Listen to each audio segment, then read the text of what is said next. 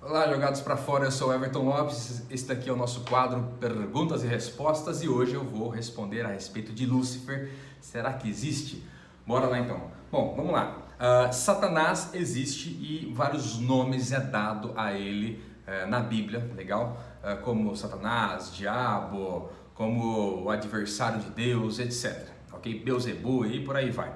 Tá certo? Em vários contextos é utilizado várias expressões para Satanás. Agora a palavra Lúcifer não existe na Bíblia.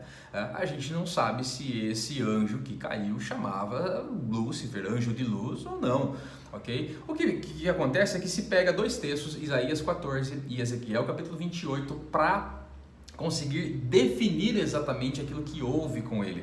Mas tanto Isaías quanto Ezequiel ali estavam profetizando contra reinados, contra reis. Eles estavam profetizando em relação à ruína que esses reinados cairiam. Isaías profetiza contra os babilônicos e Deus utiliza ali de ironia também, dizendo que iria cair aquele reinado. Você vai ver no começo dessas expressões aí que usam como se fosse Lúcifer, falar sobre a brilhante estrela, sobre como alva, enfim, algumas expressões que têm a ver com luz, mas ali era uma profecia para o reinado da Babilônia, certo?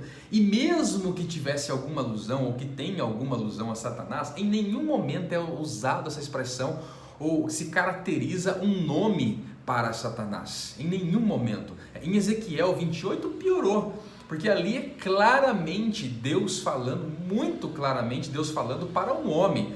Olha, você quer ser como Deus, Deus fala para ele, através de Ezequiel, mas você é homem, e como homem você vai ser morto. Então há muitas expressões ali diretas contra o rei de Tiro, que era um reinado, até conheci Tiro lá naquela região do Líbano, onde fica o Líbano hoje, mas era um reinado que estava todo momento ali atazanando, era um reinado complicadíssimo, inimigo daquele povo. Então há de se entender as expressões proféticas ali para homens e para reinados, ok? Agora, pode ter uma alusão a Satanás? Pode, não estou dizendo que não pode. Podemos pegar num contexto aí, trabalhando hermenêutica, exegese e tal, para a gente entender, até se pode. O que a gente não pode é ficar afirmando algumas coisas, ou não deveria, né? Ficar afirmando algumas coisas que a Bíblia não afirma. Porque eu não posso dizer agora o que a Bíblia não disse antes. Eu não posso ensinar agora o que a Bíblia não ensinou antes. O princípio é o mesmo ali, certo? O princípio é o mesmo. E a gente gosta de definir algumas coisas, principalmente a galera da demonologia, né? Que gosta de estudar o diabo, etc., profundamente, são unha e carne com o diabo, né? Tem a Rebecca Brown, um monte de outros que escreveram livros. Um desses livros da Rebecca Brown e da Neuza Tioca, etc. e tal, eles dizem assim, um desses aí da Rebecca Brown, eu tenho a impressão de que aquele demônio dizia a verdade. Uau, o pai da mentira diz a verdade. Alguns que eram feiticeiros antigamente, que tinham muito relacionamento com o diabo. Mentira, quem tem relacionamento com o diabo? O diabo mentiu, os demônios mentiram pra caramba pra essa pessoa. E ela achou que ela era unha e carne com o diabo antes. Aí ela se converte, entre aspas, se converte a Cristo. Aí ela acha que agora ela vai contar todas as estratégias que ela aprendeu com o diabo. Para com isso, o diabo é milenar. Acha que o diabo vai vir com um pé rapado, que nem que você, por exemplo, que nem eu aí, pra ficar...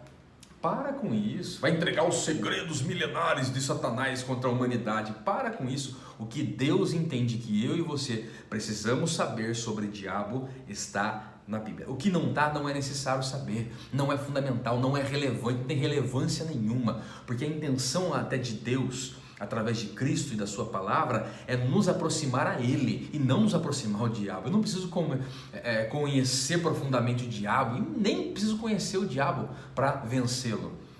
O princípio de Sun Tzu no livro A Arte da Guerra, sobre conhecer o inimigo, não se aplica aqui. Eu não preciso conhecer o inimigo para vencer ele. Eu preciso conhecer a Deus para vencer qualquer tipo de adversário. É isso que eu preciso conhecer. Pelo menos é isso que é bíblico. Se Deus está em mim, se Deus é por mim, quem será contra mim? Se Deus age por nós, quem vai vencer o Senhor? Enfim, tem muitos textos e contextos em relação a isso. Eu não vejo os discípulos de Jesus, eu não vejo os homens e mulheres que viviam com Deus se preocupando com o diabo. Eu não vejo nenhum ensinamento, nem assim, na beira da profundidade. Não vejo nada de profundidade, porque não é esse o objetivo de Deus. Não tem relevância nenhuma.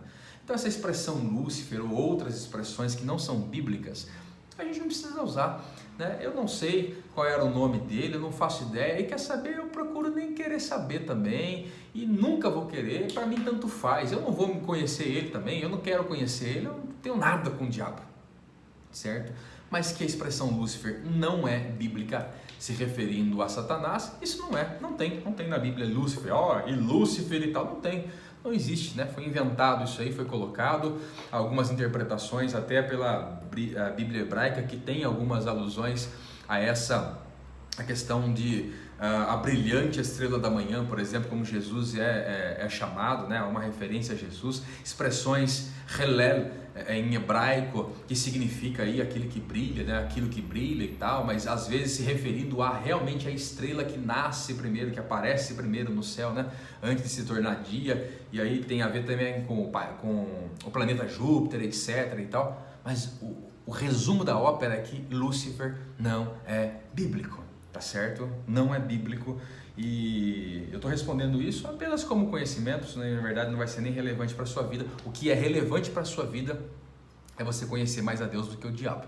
É você parar com esse misticismo besta, tosco, que muitos e muitos evangélicos e católicos que se dizem cristãos, eles mantêm, de querer conhecer profundamente as coisas do diabo, batalha espiritual. Que batalha, mané batalha espiritual. Fala para mim a batalha espiritual que os discípulos tiveram ali, que Jesus teve ali, nesse sentido. Não estou dizendo que não exista uma batalha espiritual, existe no mundo espiritual, mas não tem nada a ver com aquilo que se faz hoje em dia, okay? Não, porque a oração de Daniel e tal, os dias de jejum e oração de Daniel e tal. Bom, o jejum era de Daniel e a oração foi de Daniel, então deixa com Daniel. Eu não tenho que reproduzir nada disso. Tem gente que já faz lei, já faz dogma, já faz, na verdade, uma campanha em cima disso, já faz um estilo de vida. Pô, a oração foi do Daniel, o jejum foi do Daniel, não tem nada a ver com a gente aqui, ok? Eu não sou paulino, danielino, pedrino, joanlino, eu sou cristão. Cristo é suficiente. Todo o restante se encaixa em Cristo, ou então não tem cristão. É assim que deve ser. Eu não posso pegar pontos isolados e formar leis. É por isso que tem um monte de denominação, é por isso que tem um monte de religião, um monte de seita, um monte de grupo, todo mundo querendo falar em Deus, quando na verdade tudo deveria apontar para Cristo. Cristo é a pessoa central para o cristão e deveria ser para a humanidade. Legal? Então essa aqui é uma resposta, não é um estudo bíblico. Você que quer se aperfeiçoar mais, não sei quando você está vendo esse vídeo aqui, mas estamos para lançar agora uma plataforma com um curso fantástico. Vai ter um curso fantástico e outros juntos com esse daí também, para te ajudar a se capacitar mais, se aperfeiçoar mais, conhecer melhor a palavra de maneira equilibrada, sem puxar para essa denominação, para outra denominação, um de Armínio, o outro é de Calvino, etc. Sem puxar para isso, mas de maneira simples, direta, objetiva, para que você conheça mais a Cristo. Teologia deve nos aproximar de Cristo. Se isso não acontecer, alguma coisa está errada. Legal? Bom, como você sabe, eu sou o Everton Lopes, esse aqui é o nosso quadro Perguntas e Respostas. Se você tem uma pergunta, manda para mim e eu vou responder para você aqui, não em tom de estudo bíblico, mas batendo esse papo contigo. A gente se encontra. Um beijo no seu coração, fica com Deus.